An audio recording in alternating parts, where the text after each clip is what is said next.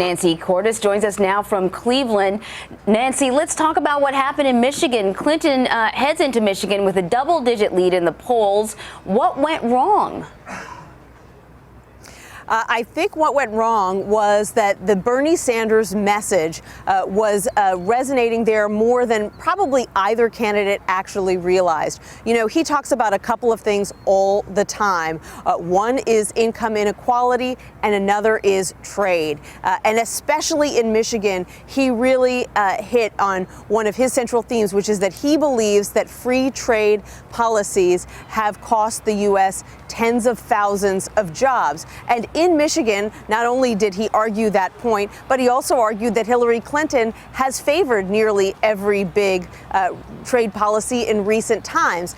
And when we looked at our exit polls, 6 in 10 voters said that, yes, they agree with him that trade costs people jobs. That's not a surprising outcome in a state like Michigan, dominated by the auto industry, lots of manufacturing. And of course, his hope is that now voters in states like this one, neighboring Ohio, will sort of give his message a second look and say, you know, maybe the people of Michigan were onto something.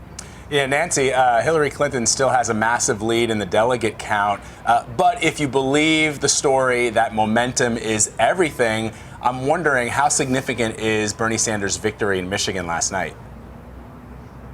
Momentum certainly helps because you've got 5 really big states voting next Tuesday. And if he can't pull off victories in those states, it's really hard to see how he catches up to Clinton.